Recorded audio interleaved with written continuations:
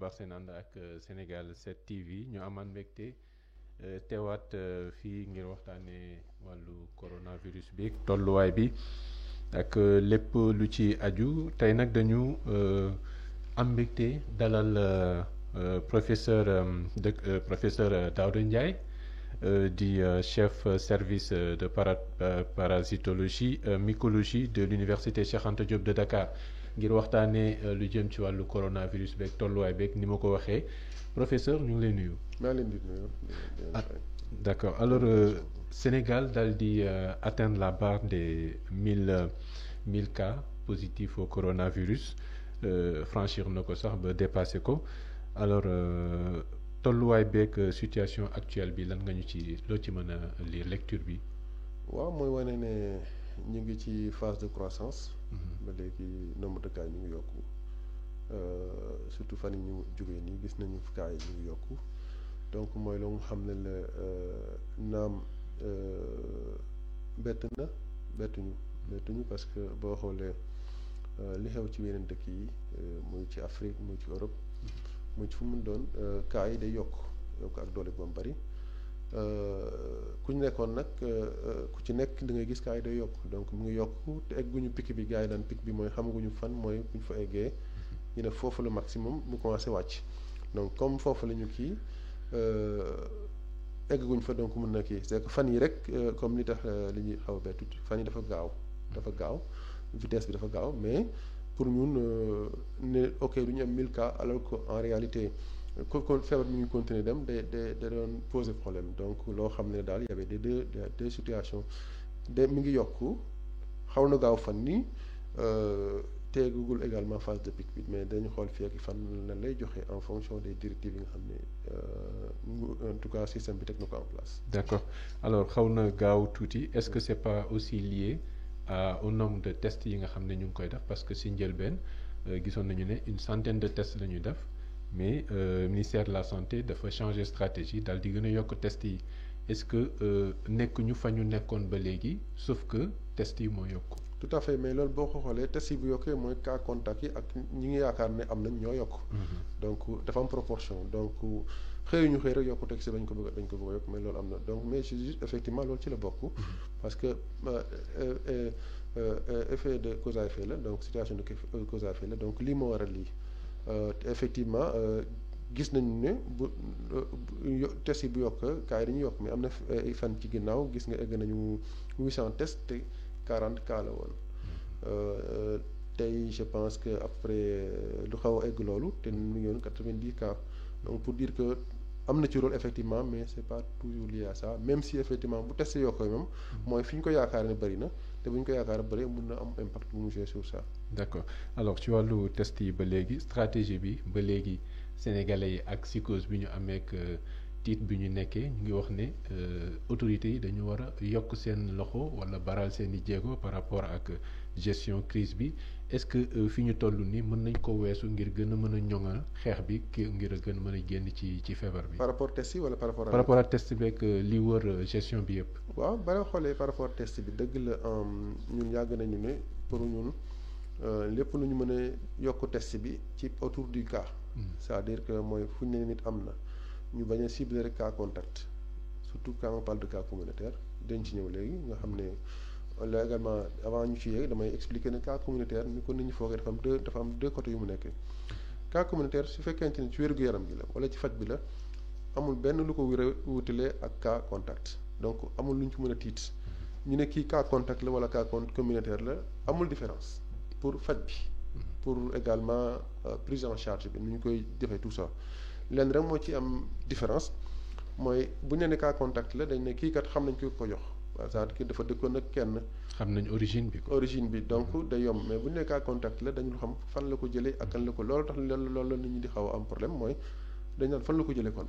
ñàkkul ne am na keneen ko am te xamuñu ko. te bu fekkente ne am na ko xam te xamuñu ko kooku mën na continuer lawal jàngoro bi foofu la cas communautaire amee problème parce que am na ko am te boo demee mu ngi koy lawal te xamuñu ko. donc mais sur le plan su fekkente ne faj bi la ak lii donc amul problème donc moo tax c'est important ñu ne donc bu fekkente ne am na benn cas fenn le fait que surtout cas communautaire ñu ne ñu xool ku mu laale bu ñu mënee yokk ci ñu koy xoolee ci gox bi mu dëkk day gën a baax parce que day gën a tax ñu am chance xam kan la ko jëlee. surtout que léegi gis nañu tey ñu bëri tukkeetuñu entre région dañoo toog seen kër yi ñeneen ngi seen région yi donc bu ñu yokkee nombre test bi autour du cas day gën a am solo. par rapport à ça maintenant dem ba fan lañ ko mën a yeggale loolu tout dépend maintenant du pouvoir du système. boo xoolee tey test yi bu ñu ne woon tey comme ni ko ñenn ñi xalaatee nañu tester tous les Sénégalais. d'abord loolu pour moom dafa am ay conditions il faut que ñoom parce que mënoo tester tey nit ki parce que test yi nga gis ñu koy def ba tey nit ki dañ koy def tey suba résultat bi di génn mais xam nga kooku bu fekkente ne testé nga ko tey muy xaar résultat am te gëwuma ne tey mu ne 1 million de tests tey mën nañu ko defandoo ci benn jour wala ci ay jours dina doy waar donc pour ñu mën a def loolu lu gën a yomb li en matière d'épidémie du bii rek mooy ce qu'on appelle des tests rapides tests yoo xam ne la bu ñu ko soytew léegi dinañ ko xam léegi fii fukki minute ak juróom wala fanweeri minute ñu ne kii balaa fu muy jógee sax war nañ xam ne am na ko wala amu ko comme ça kooku balaa muy bouger rek dañ ko war a faj wala lan la dañ koy def mais fekkee loolu amuñu ko te aussi bu fekkente ne amuñu loolu pour mën a parce que koo ne feebar na ci corona bi da nga ko war a faj immédiatement te tey bu fekkente ne comme ni ñu koy defee ñoom ni ñu koy defee ne ak ci dëkk bi bu fekkente ne xool nañ ko ñu ne ñii am nañu xam nga tey mënoo comprendre nit ki ne nga ne ko am na coronavirus te doo ko faj.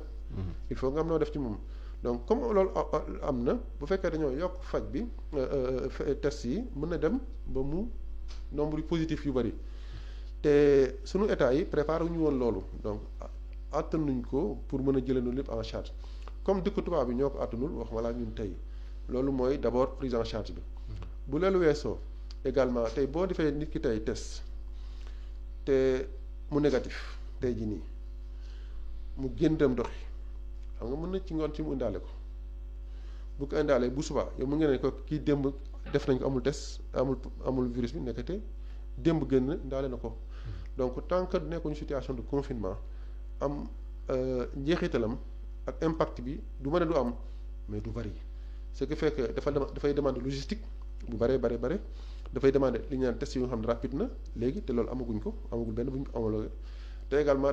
ñu xam ne également dafay laaj kooku ñi ko def mu leer ne ñooñu fi ñu toog duñ fa génn te loolu nekkaguñu situation pratiquement lu bari ci foofu ci dëkk bi.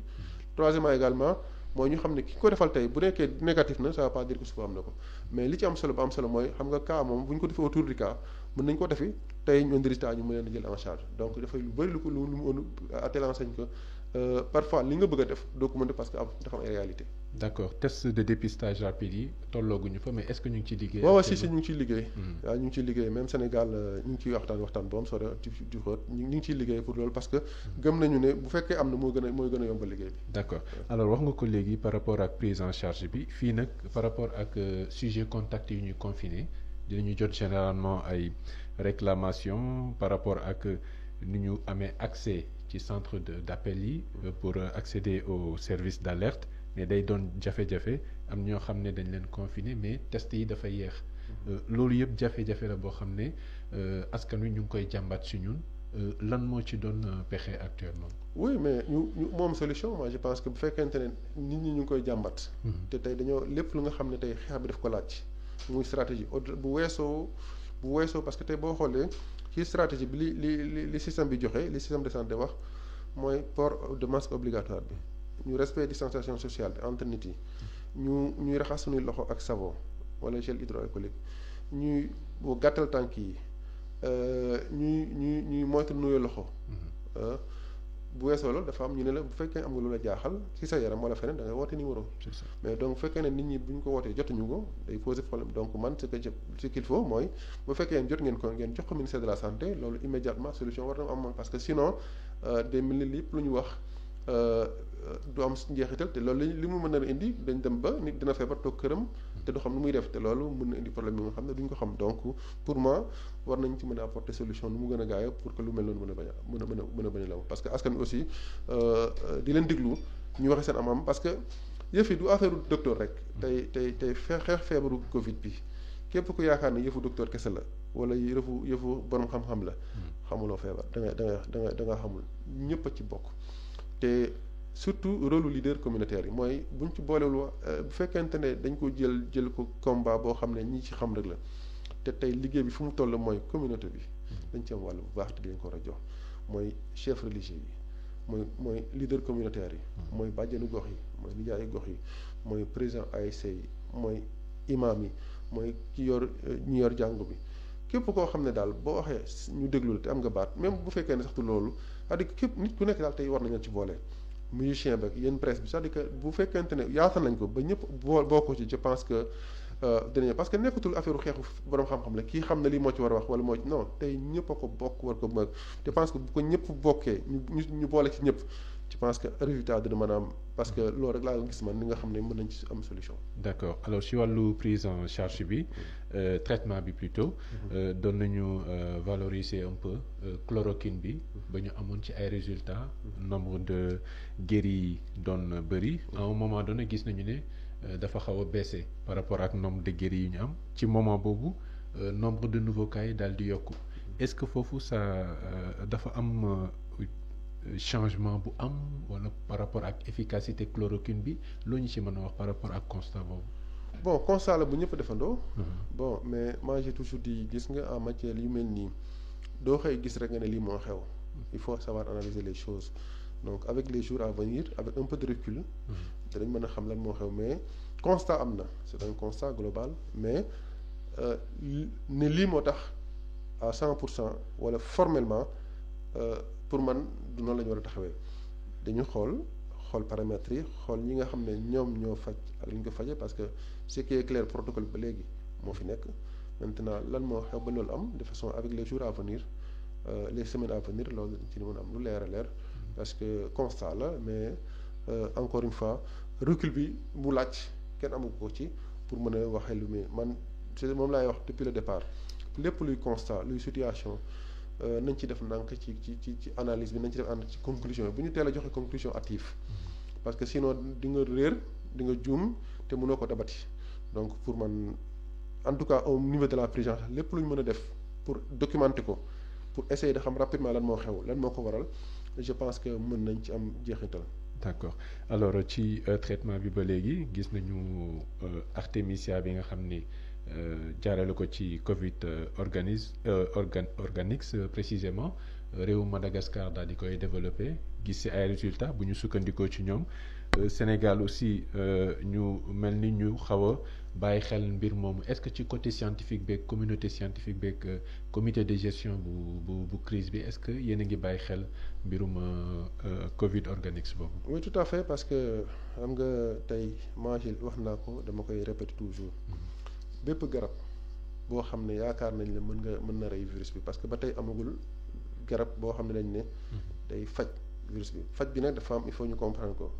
faj boo xam ne day rey virus bi ak faj boo xam ne day aar doomu aadama bi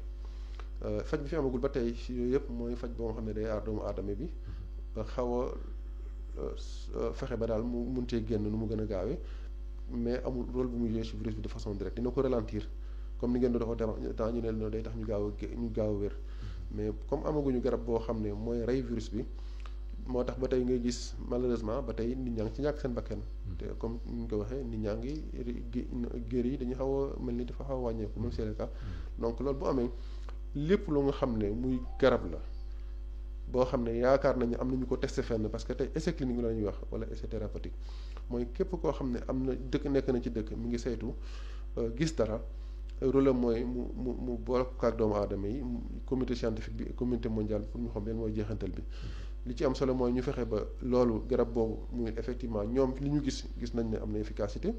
gis nañ également du lor ñu koy jox te gis nañ ne aussi war na mën a indi dara suba loolu bi mu amee effectivement c'est l'occasion également en tout cas saluer les chercheurs malgaches comme ñi ko ñëpp di defee parce que aussi ci recherche bi lañ bokk c'est important ñu xam ne tey résultat fu mu mën a génn rek dañ ko war a bàyyi xel considérer ko ce qui fait effectivement pour man loo xam ne la effectivement gis nga ne pays africains yi bari ñu ngi ko commencé jël ñu ngi ciy dem pour mën ko utiliser ce qui li ci am solo ñu noté ko rek mooy Sénégal aussi ñu ngi ci foofu ci phase boobu la ñu nekk te d'ailleurs même au-delà de ça même les produits naturels même yeneen produits naturels parce que pour man lépp loo gis ñu ne yaakaar nga ne baax na il faut scientifiquement ñu prouver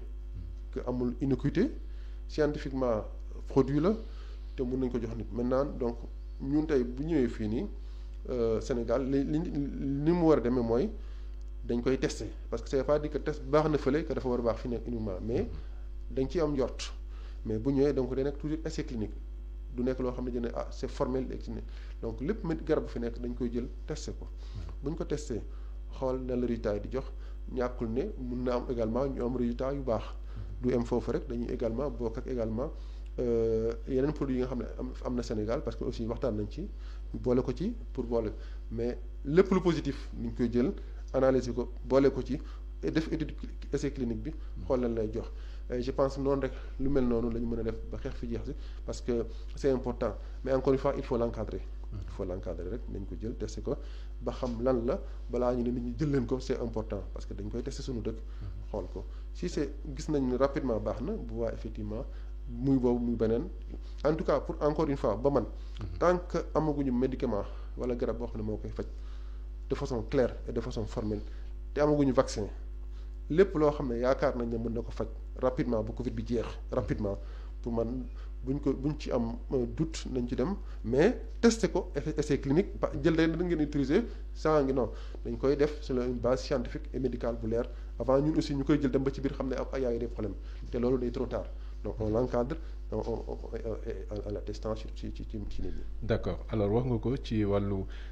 essai clinique bi c'est primordial balaa ñuy utiliser benn médicament pour xam ndax lu baax la wala baaxul encadrement bi aussi wax nga ko dégg nañu ne Sénégal aussi ñu ngi fiy bàyyi artémisia est-ce que waruñu jiitu foofu ci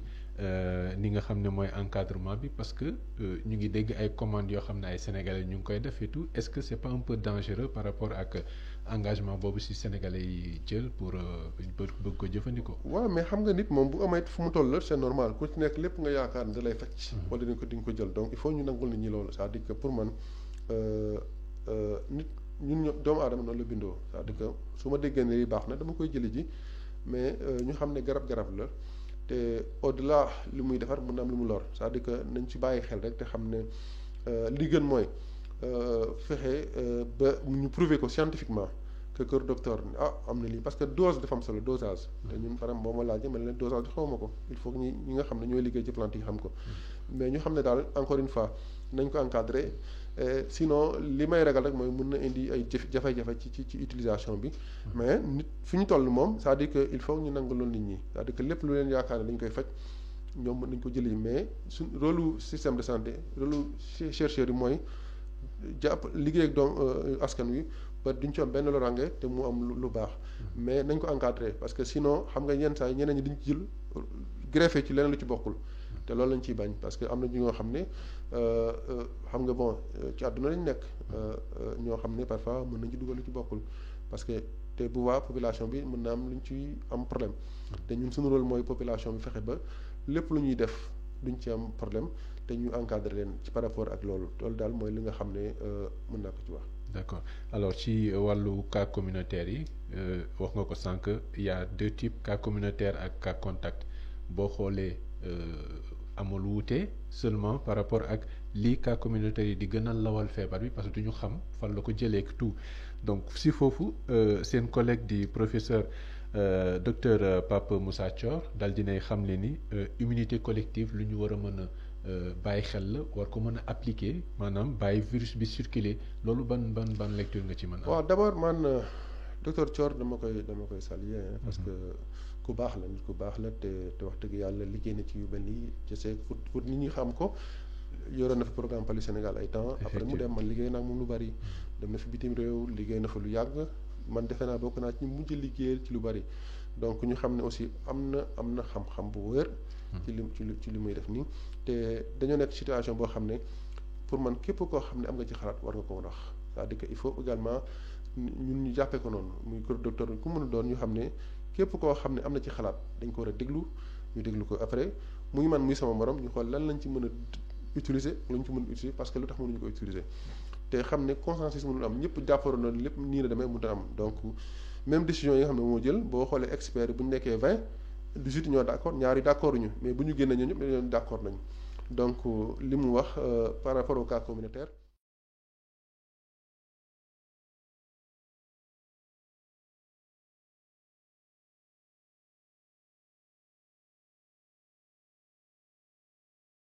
nit ki dina faatu wala et cetera wala non problème am na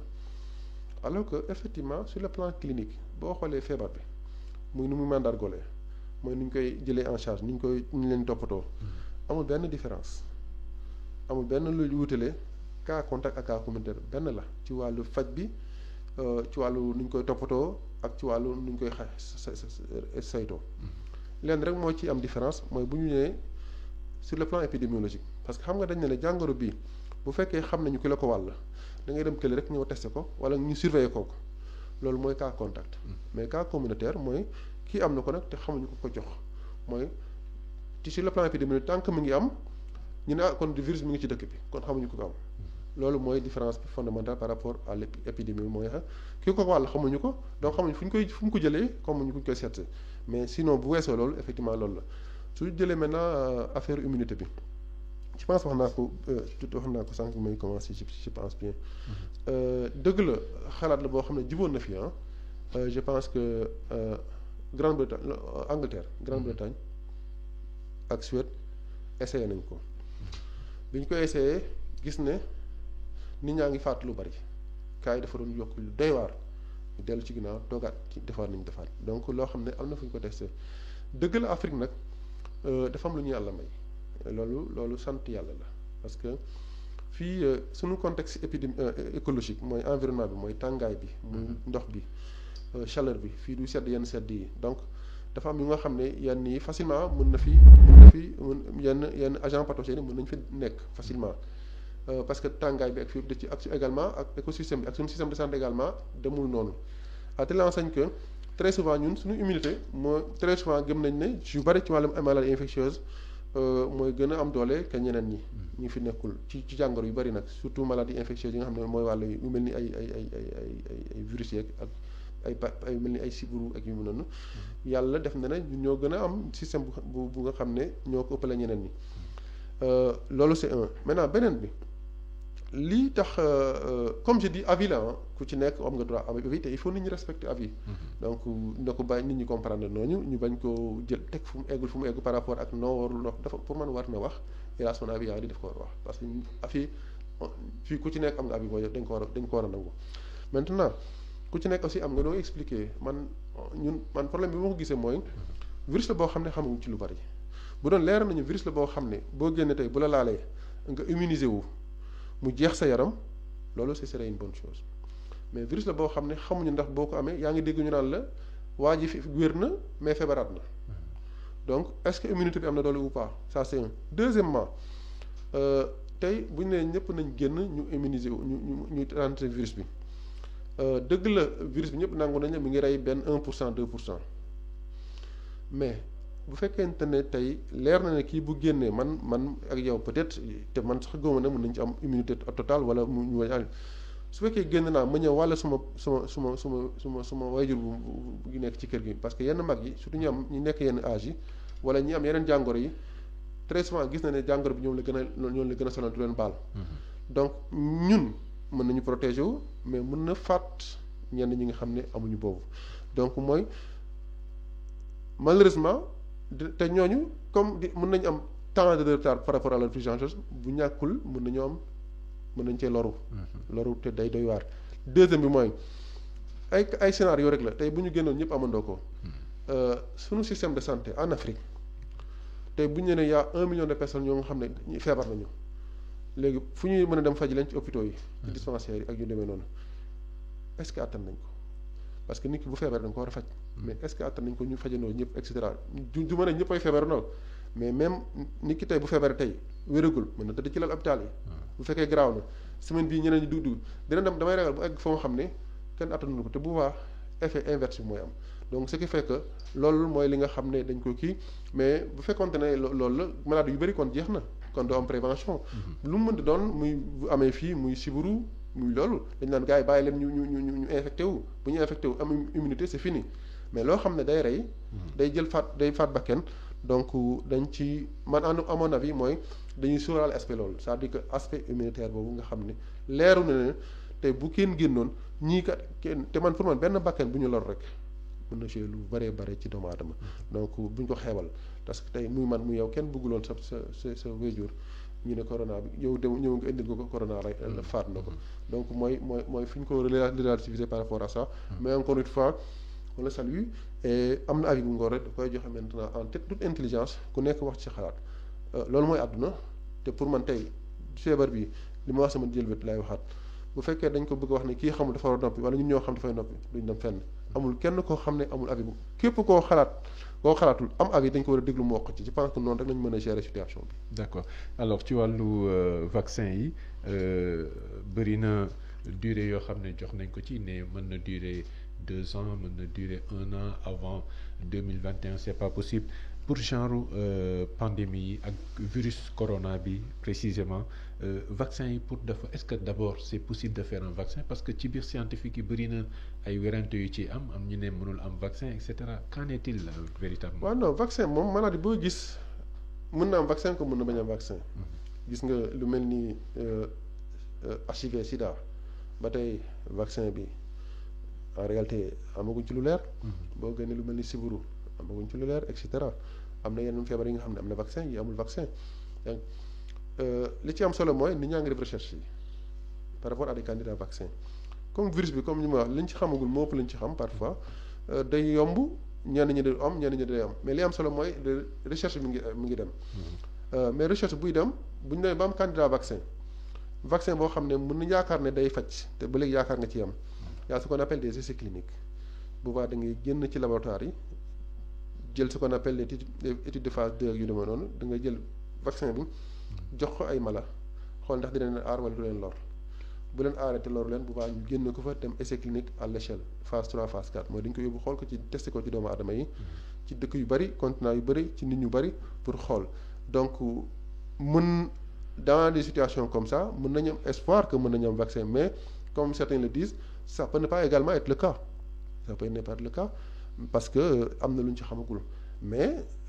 tous les scénarios sont possibles mais li ci am mooy nit ñu ngi ciy liggéey te mais nañu xam ne effectivement ak vaccin mënut a gaawee noonu. mën na effectivement loo tax ñu ne day jël at bala ñu ko topp parce que balaa ñu koy def au laboratoire te nit ñi d'accord ne bii candidat bu baax la parce que ñu bëri ku nekk day xool sa vaccin ñu bëri dañ ciy liggéey kii ne man lii am naa candidat kii ne amul candidat bi baax na et cetera ñu jël ko testé ko au laboratoire day jël temps bu jëlee ñu également bu ñu leeree ne baax na au plan in vitro ak in acuité ñu ne dañ ko xool ci doomu aadama yi ñi nga xam ne ñoo feebar ak ñi surtout ñu feebar.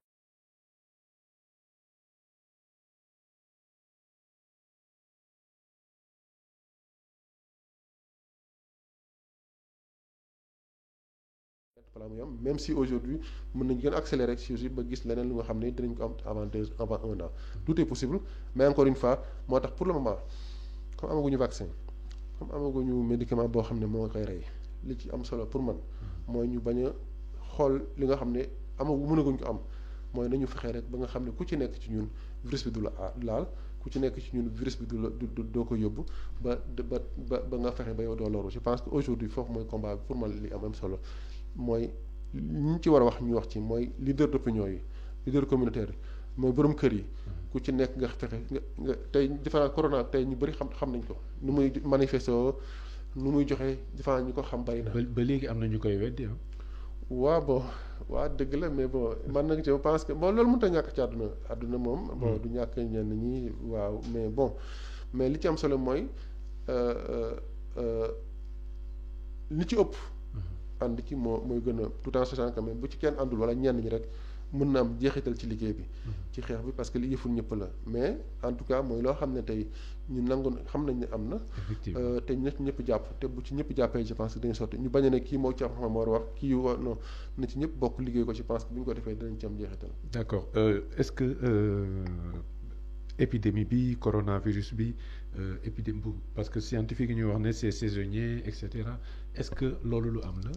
waaw épidémie yu bëri surtout yu mel ni virus ay par saison lay durer. day durer ay saison même si encore une fois xool na gis nga depuis novembre asafula décembre la ba tey. ñu ngi ci ñu ngi dem mois de te gëwuma ne fii ak weer dina mën a jeex ci àdduna. boo xoolee progression bi donc te saison en général dafa ay période lay di ci année mi donc ñaanuñu ko yàlla mais mën na gën a yàgg li ñu ko foogee mën na dem fii ak encore 2 mois wala 3 mois wala 1 mois ñaanuñu ko yàlla bu ñu sañoon yàlla bu ñu mën a dimbali sax mu jeex suba moo gën mais tout est possible donc mais soyons optimistes mais également li olof ne yàlla bay sa tool ñun je pense que bu ñëpp defee dañ fexe ba mu arrêté je pense que période bi ñu nekk nii du période ay hypothèse du période période ni ñu koy lijjante ba mu jeex pour man effort yëpp ñu yore xalaat yëpp dañ ko focaliser fi nga xam ne doomu aadama yi dañ leen aal parce que tey pour man bénéfice ñëpp mooy Sénégal muy àdduna corona jeex ci parce que tey ñi ci faatu suñuy mbokk lañu parce que ay doomu aadama lañu donc même boo ko xamulee doomu aadama la donc ñooñu tey ñi seeni mbokk ñàkk leen métti na ñi nga xam ne tey feebar nañu am fu ñu leen bari mënuñu gis seeni mbokk loolu métti na ku ci nekk place yi koo xam ne daf feebar na ku ci nekk place boo xam ne sa mbokk da la noonu pour que ñu continuer jàppante suñu biir bëggante te ñu xam ne également période de solidarité la koo mën a dimbali pour mu mën ciy génn parce que tey situation métti na ñu ko dimbali mais tout revient également ñu xam ne feebar la te feebar moom ay mesures ñoo koy xeex ay directives ñoo koy def je pense que bu ñu ko defee Sénégal ñu jàppalante suñu biir ñu bu kenn gis loo nga xam ne lu day doo ko tegee ci taabal bi mu tardé yëf yi nga teg ko di nga focaliser je pense que bu ñu ko defee lu bëri mën nañ ko lijjanti Sénégal. d'accord lan mooy sa dernier mot. waaw ñaan yàlla ci weeru koor bi yàlla dimbaluñu ba corona bi jeex parce que tey ñëpp soxla nañ ko mu jeex parce que ñu war a liggéeyuñu ñu war a demuñu te njaaxare ba am na bëri na ci fépp ci àdduna ci y compris au Sénégal nit ñi am nañu ci faatu ñi faatu yàlla xaare na àjjana ñu ñaan ñooy ñaanal ñi seen i mbokk yàlla may leen xol muñ ñi nga xam ne ñi ngi ci lal hôpital yi yàlla fëgg seen bopp ñu jóg muy Sénégal muy fépp mu weesu rek corona bi mais lu mu doon également ñuy ñi may gën a sama yaram di xalaat tout le temps mooy sunu corps médical bi parce que tey ñu ne nit ñi toog leen te yow da ngay toog sama service wala keneen service am mu leer na ne tey ay doomu jàmbur ñu ngi ñëw sa service ñu ngi liggéey te mënuñoo bañ a liggéey ñooñu fu ñu toll aussi également man sama tur ak turu keneen muy man muy sama morom ñëpp ñoo ko bokk yàlla gën ñoo aar gën a aar également corps médical bi te également bu ñu leen fàtte ci affaire yi donc ñu xam ne soxla nañu dimbal bi également lépp lu ñu mën def pour dimbali nañ ko def te ñu xam ne daal yëf yi moom ñu continuer di ci liggéey ñu continuer di ci jàppalante te xam ne kenn amul solution bi yàlla moom solution bi yàlla mi am solution yàlla na ci yàlla jàppale. alors merci beaucoup professeur Daouda Ndiaye moom lañ doon dalal tey am mbégte dalal ko daal di andi quelques précisions ak i xibaar concernant tolluwaayu feebar bi ndax ñëpp soxla nañ ko actuellement ñëpp a ngi si njàqare te spécialistes yi rek lañ ci mën a déglu au-delà de yeneen considérations yi ñu mën a am donc di encourager encore corps médical bi di leen souhaiter une bonne fête de travail defe naa ne am nañ liggéey véritablement donc di rafetlu seen liggéey bu baax di rafetlu liggéeyu comité de gestion bi état bi ñi nga xam ne ñëpp ñoo yëngu ci wàllu gestion crise bi askan wi di leen gën a ñaax également ci respecter mesures barrières rek lépp lu ci aju di rafetlu seen ànd également ak Sénégal 7 TV di leen jox daje bu suba comme d'habitude ci point bi ñuy ànd ak ministère de la santé ci wàllu sensibilisation beeg wàllu information yi di leen ñaan ngeen wéy di ànd ak Sénégal 7 TV jërë ngeen jëf.